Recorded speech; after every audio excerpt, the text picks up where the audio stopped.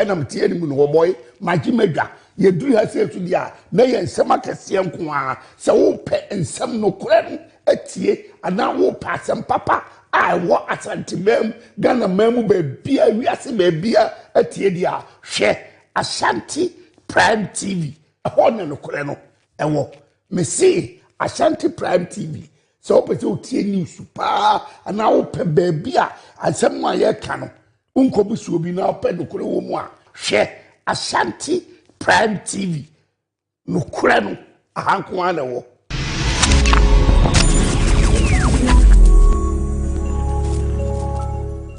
Asante eyo mine ne sentina Ashanti Prime TV ediju media waso sonko bi ebaso ne ato ne din say Spotlight Hub any trending issue eyo me mosomfo Genial Diamond enam diju media ebasomo ejada bia ene wokuada bia 5 p.m. to 6 p.m. na ju media shisha subutu so ye up and coming musician actor actress Empo social media influencer don't hear any say obefa number na e chego screen national friend nani endin sa woswe no be yedache enstroma Spotlight Hub jumedie yisudie still release interview na se ehemu mpo a obetu Ashanti Prime TV aha ena ne kre no ewo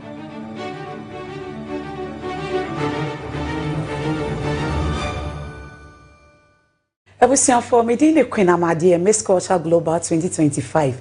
Keep watching Ashanti Prime TV. Ashanti Prime TV there. Aha and anokre and all. Ashanti Prime TV. Aha and anokre and all. Ebusian me watching Emma Wakwaba eba Ashanti Prime TV. Jumedia ya tu ni din anopatutu tu so. Ebusian a morning show Jumedia ya de bro.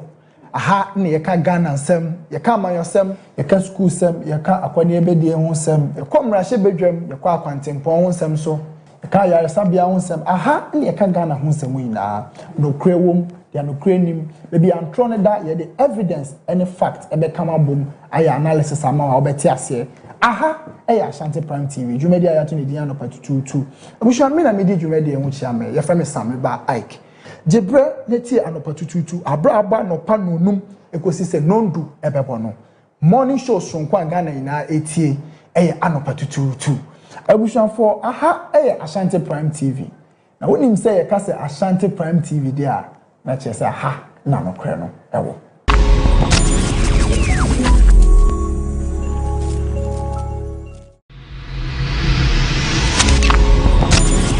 Ashanti Prime TV. Aha and anokare ne wo. Yedi nkomo ewo ya fiefiem.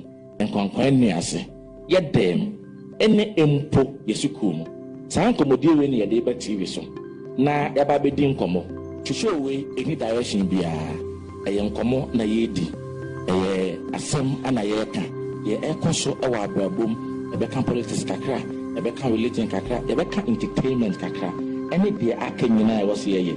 So you need to need the talent be a yebe from na yet to me any wedding komo near so e dey aka ho jumadi ya mi bo ho de ru akyerewe e the pot show.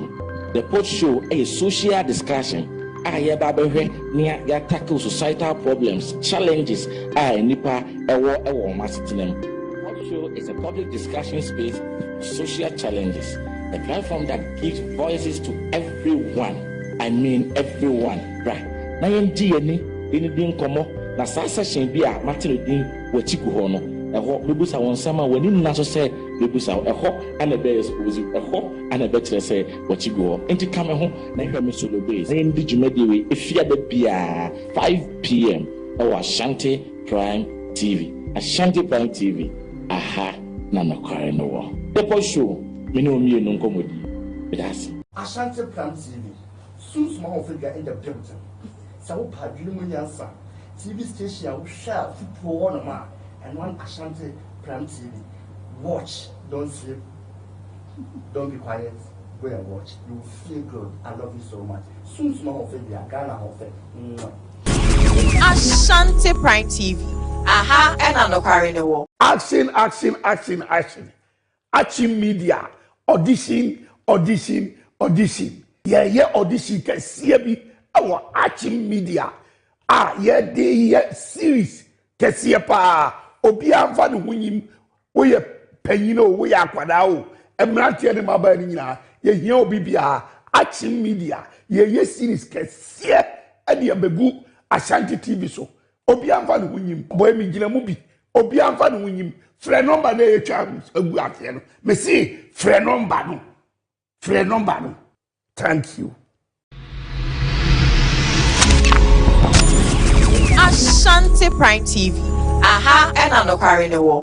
Ashanti Prime TV. Enam tie ni mu no boy. Maji medwa. Ye duru ha se tu dia. Na ye nsem akese nko a. Se wo pe nsem no kore no atie ana wo pa asem papa. I wo Ashanti mem Ghana mem be bia wiase be bia atie dia. Hwe Ashanti Prime TV. Ho na no kore no. Ewo. Me see Ashanti Prime TV. So pese o tie news pa ana wo pe baby a asem a ye ka no unko busu obi na pe no kore wo mu a hwe Ashanti Prime TV no kore no ahanko ana wo.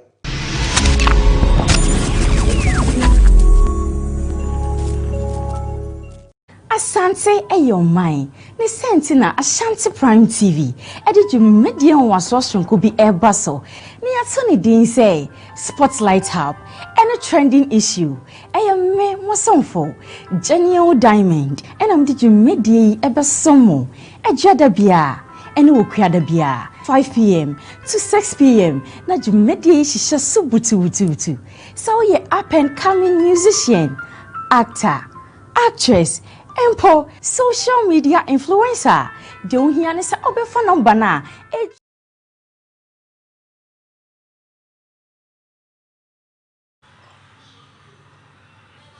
Premotobre amana de sheme mo bibiara hanama makwaba kese de aba Ashanti Prime TV so emraso sense my nsaka wo man Ghana eni amahodo so ni edikan editio semufo asone so no okuche de agu krata so e de ama menemede ba besom se Kaseɛbɔ ekwan so wo Prime eye area Premotobre kase yimu ensema mede ba besom no edoso ye ni edi makoti ne bi enye onso afo a wo hwe eyedwadie nsem so wonmanyamfo Elizabeth ofusu ejare edin sembi ato abontene sanso na ye Ghana private sector eye conservative eye programs impenifo nso akasa ensem we ni nsem awodo pie kanam de ba besom e wosimadu asante miam de Kaseɛbɔ so media mejeso na mesnafsat.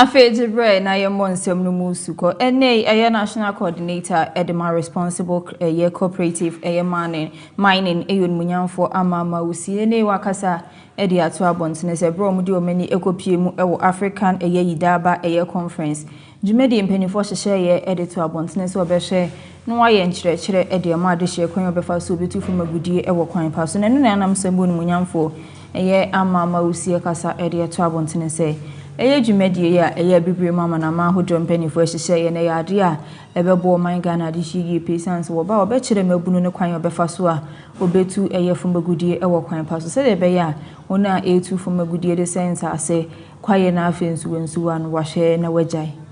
Minister appointed for natural resources for the country that is the largest producer of gold in Africa. And we know the economic markets today, gold prices are soaring. And so people are looking for economic opportunities or livelihoods.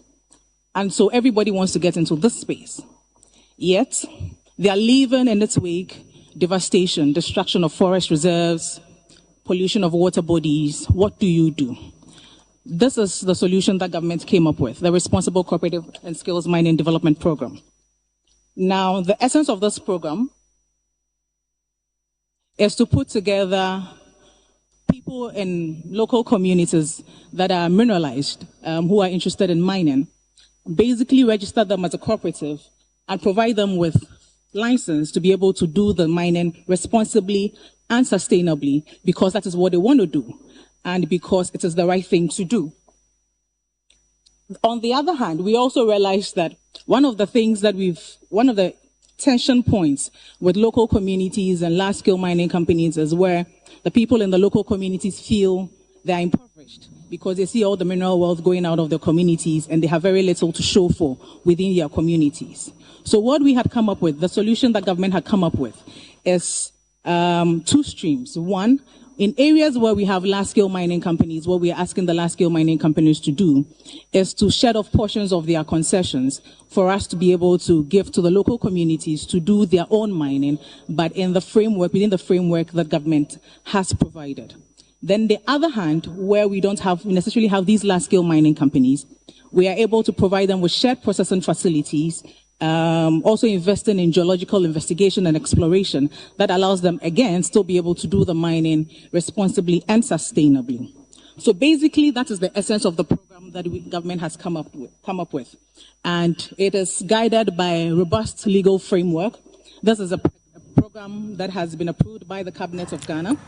And all the regulatory institutions are. Adeshima yento akasiene so enfamone ni empeni for moja Ghana private sector conversation program akasa ediato abontene se yade aban no den hihye pegu akwema oba bepoa emenwuma nketenkete no etumi enyini afrosro na afenso adantemu ne nso enyini na wakasa ye no wakasa ediato abontene sesesi na yade a aban 10 companies a odisika pudu ehye omudwumadium se de beye ebeboa ama adwuma no nso atumi afro adrusuro enim baabi a industry ni wo na enim baabi nso so a omoso omo raw material no wo enti yehu se raw material no abuso wo baabi no immediately na ye contact ethanol factory bi a eso ye bebie ne na crop development authority so and a Swiss government so and second Switzerland economic secretariat so and extra photo at our agriculture juma sending to crop development authority and we about in Sia and I wrestle cashew, coconut, oil palm, mango, rubber and a share. Na saa de muminu and a project here a tosumuni high friend Ghana private sector competitiveness program 2 and on the afa cashew and oil palm epese ebua omo edimu juma processing adding value eso wasene by matching grant decide juma na want to mu di juma bebre and nam kwan so me de beboa ma tree crop enyuma no akoso sene onim cashew and oil palm abeg juma no ni pe bi enyuma wo mu a oso mutimi so wasene no person mu trip and now because of so nya certification bi na ne mu no ne enyuma no ye na itimi ko na nim but service sika obenya no onya and through this program TPSP2 programming na odibia ba no so aso asene no ade cashew so sa processing cashew the same thing no and ipatena omunya omo ye adwuma ewo abemu ene atiemu enti bibia obi bia oye cashew dwumadi no or processing cashew no ye hwe se odi request bi be ba se wo bia ma ye adwuma edu semre mepewe edi aka ho ye nhwe obi a ife na pese obe start adwuma ye no ho ne ye hu adwuma obi a wo adwuma ni mu de da ene ye pese ye boa wo na wotumi tumpon na mom ne wo mu ni se ye penko Kaseɛbɔ so ewaso yi ehwedwadi nsɛm so eya panyina oda no eyo onmunyamfo Elizabeth Ofosu ejare ne ye mame akasa de ato abontene sɛ yade Ghana mampanyi His Excellency John Dramani Mahama na afenso eya aso eya hodo bi aka SCGNA yes obehwe no abie eye factories ahodo e wo man Ghana matitiri ene ne omudi process eye banche so obi be ko yekuani bedo banche no obetu ebewie no onya atofo na banche no begu ho be side e no mbebie factory no omudi bi aye gari e banche more na afen so ne ma ahodo a aka bebre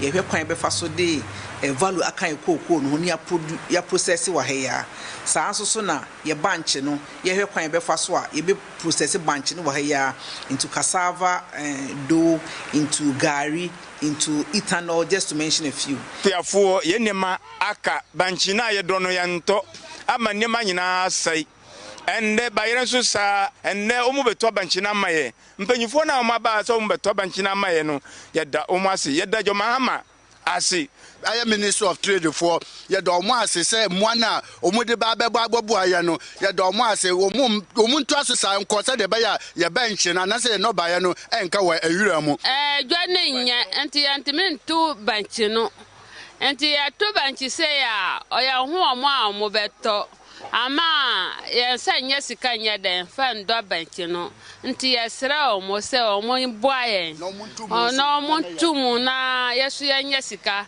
ya mba ne ya brankasa ya braya kuno no musa bre ye do mo ase omo abasa mo beto ya banche na amaye nti no omo koso na omo ma company na mo de Nigeria for na mo de banche ne de bana yansi omo kwan na se na ba ya ye de na ye do no omo ntimi ntom maye se na ba ya so ye benye sika hwe ye nkwala na omo ko school na ne bo no so ya pa omo omo ma ne bo no ko suro maye but this first con yet we ti hanom se banche no wa ha bibri intini kakaka saa ne ayede ye di oftica na ba na oba be na oba be boa no iban so many age at least that's the enwanti na your ministry na so ye no ho nti mahama kan ye no ne ma me so instruct ye na ayede ye di so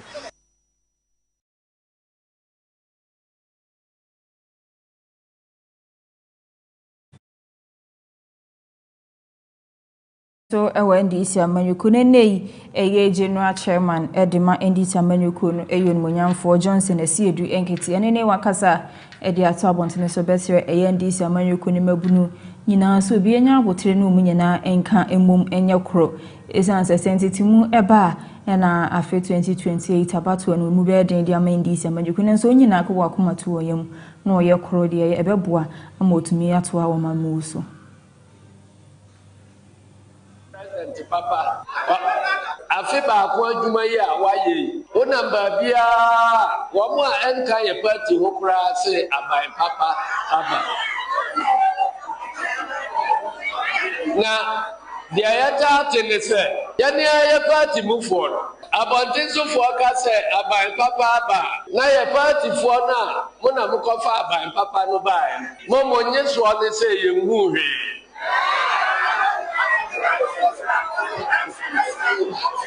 Eyezu enunti ya batramo bibibia wo ne shisha ya faso edeye enunti abufuo enye patra utimi edikoko sauka ho na de abufuo ya patra gumu a ebeko kakra na abufuo no asa bosa na ka aka akontinfi enunti se bibi hawo ya de abutre ena kyerɛkyerɛ de haye no mu ɛkyerɛ mpanimfo a munim sɛ wɔn betimi aso ano na wɔn te a na wɔn so mu sɛ ɛyɛ adwempa na wɔn akotu anamɔ ayɛ de mo pɛ ɛde ama munim sɛ sabe president John Dramani Mahama Ghana for ana NDC for population a ɛwɔ ɔman mu no positions a ɔman no de ama no sɛ ɔnkyekyɛ no ɔkɔsoro bafam ɛnso nyina so enunti se wache na unua bi anya bi na wodi anya mai na si abufuo na wodi be hia no kwan a eche se aban a wabre ho ama aban no abetrase no wa no akofa soso na wutu ase se aban no mu ene Ghana Water Company Limited mpenifo de kokobo akodi ama Ghana de hie bi no titiri no wona wo fa kwan bone so twensuo eko wo mfia won sensu entua nsuo nika no wakasa e de ato abontene say ade a obepaw national service personals 200 ato on ho gu abontene so akwa afiefie makohwe wona wafa kwan bone so atwe nsuo e de akwo mfie na se obi ayesa na se empanimfu hu na yade ombehwe na mra no eni na dipa arrest outstanding. And arrest means that lock up cash. Meanwhile, Ghana Water Company Limited is struggling to finance its operations. So with my management, we deliberated and out with the fact that if we engage the national service personnel, dedicate them to collection of arrears, while we ensure that the district do not continue to accumulate arrears. So the district are assessed based on key indicators, and one of them is reduction in arrears. So as we speak, the arrears is dropping month by month as they collect. But what has been accumulated, we need to recoup it. The second one was we use electronic payment system and then pay points. The banks takes the rest. And in this digital world, we should rather promote the use of Momo, because that reduces the interface between our staff and the customer. Because the moment there is a human interface in the collection of money, a lot can go on. So they are supposed to educate our customers to promote the payment of using electronic or Momo. So we have a platform, they can help the customer to download and use it to pay, or we use the short code *1010#. Then you pick the first, key in your meter number, and go, you pay. So we believe that if we implement it and monitor it very well, by next year this time, we should be able to reduce our arrears drastically and improve upon our electronic payment system. While in the course of their work, they can detect a lot of illegal connections, bypasses, meters that are not working, and they can quickly report for us to make sure that those remedial measures are taken, for us to have a low. NDC amanyoko ni mpanimfo akasa e de asabontene say ade a wa share registration ase wa pese wo join NDC amanyoko no betumi aba abejoin no osan so cheche mede to abontene say obi wo hono ma na eye position bi opese wo pere e wa aban mu ntine oba abejoin opese eye Ghana de hye nyina eti asese se oba abejoin eye party na so join ne na e chena abato oba kra obetumi atubi nenso age semfie nan ansa no atumi agina se upedi brebi a yento so aba Kane na NDC party ne de na Koshifo party na we party, and then we have proven everybody wrong. Say NDC is the best party, and then nyame adoma na officially yes jumedie for registration of new members. Ase ye best the mebunu nyina no call o branch so woni mo branch akọ constituency a ye betumi ye hwe o card na ase hwe bibia auto aba ye betumi a kire baby a o branch ewo efie kura ye meeting wom koho kotro udin na fa udin ehye NDC krata nim se ne be ya obetumi enya o membership card, then you can confidently tell yourself say I am NDC member and not a sympathizer. And also so and it's going to take up to March and a bit this argument weekend biana obeye and I catch a branch executives so say baby amuye meeting time amuye meeting no Monfama constituencies, Monfama region, no, Senebeya, Yebetumi, Abohunde Ru, Ediamamo. So, Ubipemu meeting grounds are near Treno Bebia. We are ready to publish all that for people to know on our website. So, register in Nekrana, Ubetumi Ato, Ediama branch. But to register in Neya, won't to me and contest it. So, be contest, I do it the 4 years. Ewe ye party mo ansan wa contest. But about what year, Udin we book mudie, Ubetumi to so, o branch chairman, other 8 executives. Mesre, a new anoma, a contest the constituency, regional, and national elections. It is not just enough to be a regional constituency or national executive. So the branches are weak. What we need now is strong, transparent. Chairman Edema Ghana National Road Safety Authority, for Dr. Godwin, Kafuyene Wakasa, Ediato Abontine say, Accra Kumasi Highway, Akwenshi Siso, Nancy Munina, Sa Toyota Vozika, Diaba, eye nansenye mu amanfo adane no ede aye eye commercial vehicle no na cause accident bebre nti ya do nhwehwemu agu akwam se drum bi na ehu behia se kai obesizi ana so beba ne se enye adwuma ewo enkran kwan so biema sa mreni dro behwe no ne adehye a etwi sa ahyen ni bi no akasa. Looking at the membership of the committee, our best member is very experienced.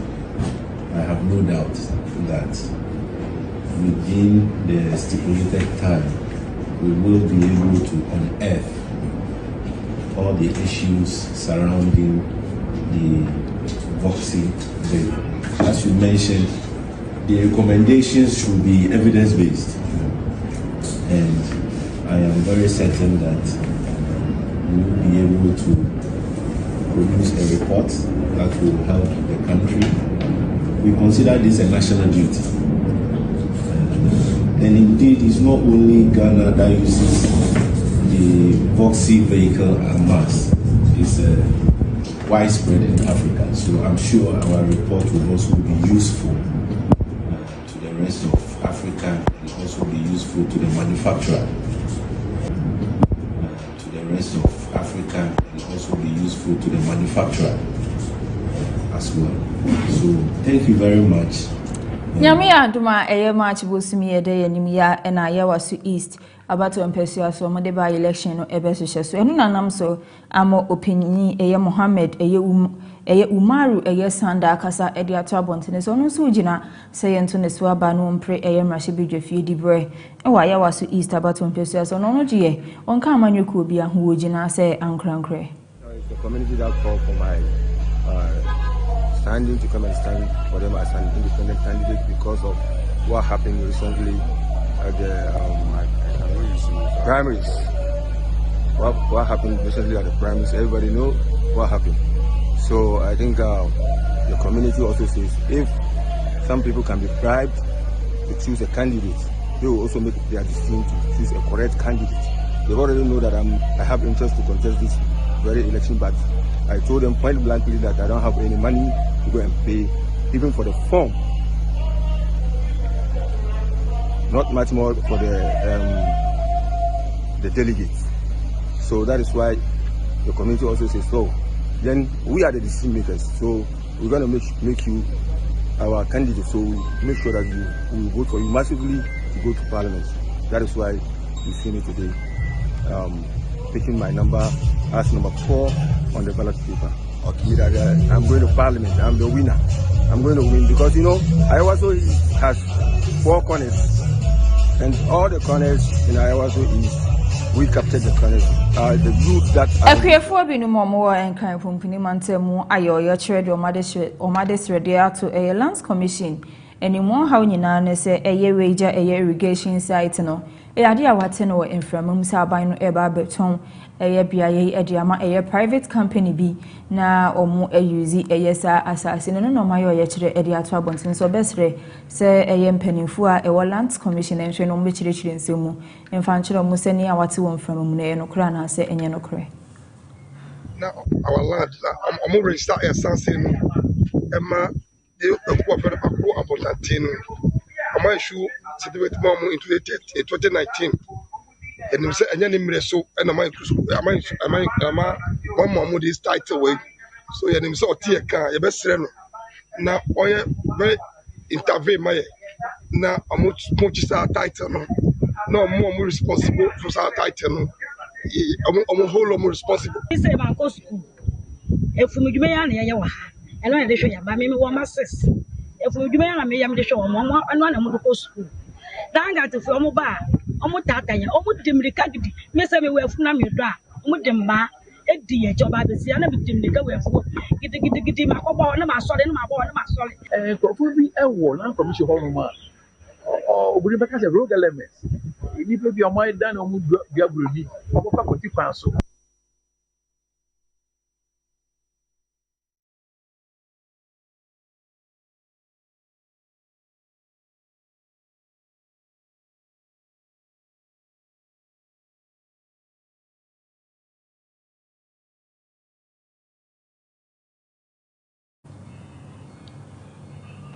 Say to ansem ne so dia na aka me ho ani entu fa nkopie mu ewa mahodo so nsem ye behya se ewo Morocco be na wotwemienu nie enensu yiri ama ne homne so ewo honom enu na anam so ama man panifo binim ewo akasa ede ato abonte de sei no so wo sen be siesie eye Morocco man na yade oba be use sika be se $300 million dollars ena anase be burumpu ena ode aye siesie ewo Morocco. Said King Mohammed VI had instructed the government to launch a broad support program targeting affected families and communities. The 4 deluge-stricken provinces, Larash, Kenitra, Sidi Kachem, and Sidi Sliman were designated disaster zones with a budget of 3 billion dirhams, or about $328 million earmarked for the response. The funds will go towards repairing damaged road and agricultural infrastructure, relocating displaced households, compensating for lost income, and refurbishing flooded homes and businesses. The aid will also target farmers and cover basic needs for affected populations. Floods have swept northern Morocco since late January, affecting more than 110,000 hectares of land and displaced nearly 200,000 people across the region. 4 people died last weekend in the Tetouan area when a flash flood swept away their vehicle. A passenger. South Africa manpanyi eyonmunyamfo Cyril Ramaphosa nene wakasa ede ato abonte ne se obepawe ya asrafo bebre amomaka posifo ho no ahye nipa bonfo bi aba besie ewo South Africa wodi bone ensem fata no ahwe na wachechi wo munyina. Has reached a desperate level of urgency. Organized crime is now the most immediate threat to our democracy, our society, and our economic development. Our primary focus this year is on stepping up the fight against organized crime and criminal syndicates. We cannot fight organized criminals by treading softly. We must act with zero tolerance and bring the full force of the law to bear. And I'd like this message to be clear. There will be no impunity for acts of criminality and corruption. Other initiatives to tackle crime included recruiting thousands of new police officers. The country has a staggering murder rate of around 60 deaths per day. That includes deaths in wars between drug gangs and mass shootings related to illegal mining. Vice President Edema Nigeria Maino Eyonmunyamfo Kashim Shettima nene wakwa akopie ewo Ethiopia wagina eyenema mpanyi Eyonmunyamfo Ahmed Bola Tinubu ane makopie ewo Ethiopia botayo de ko enyina ne se wo kona amanaman mienu atena ase ahwe kwan obefa so anu atumi aboaboa won ho. Alongside the AU's 30th General Assembly is scheduled to take place on the 14th and 15th of February, bringing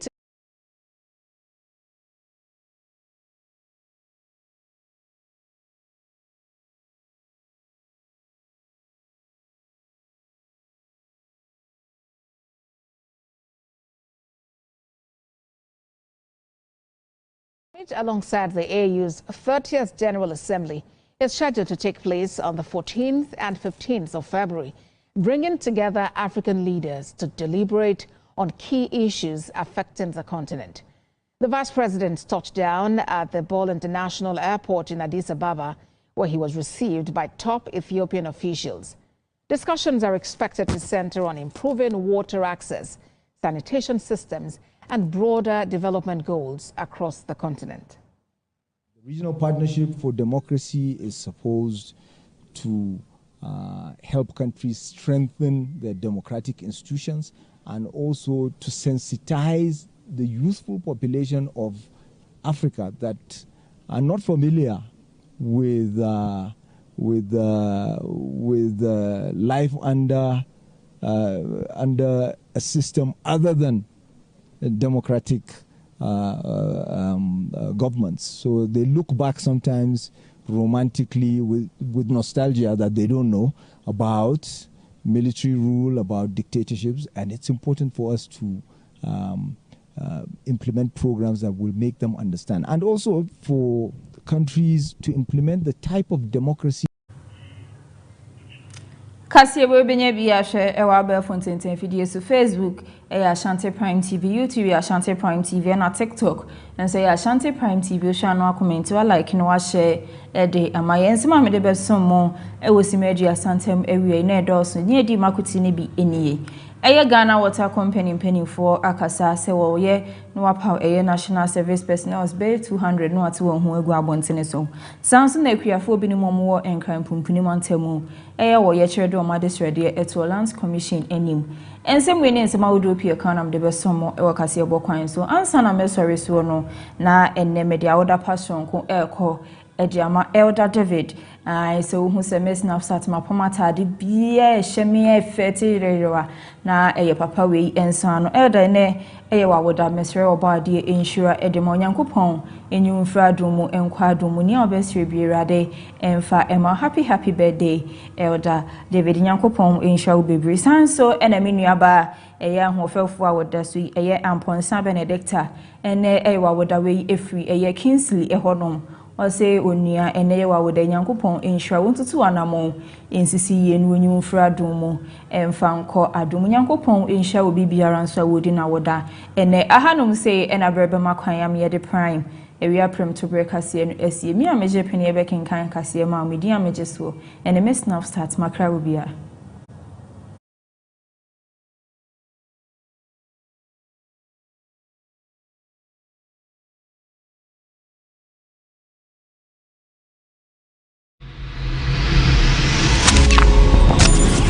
Ashanti Prime TV.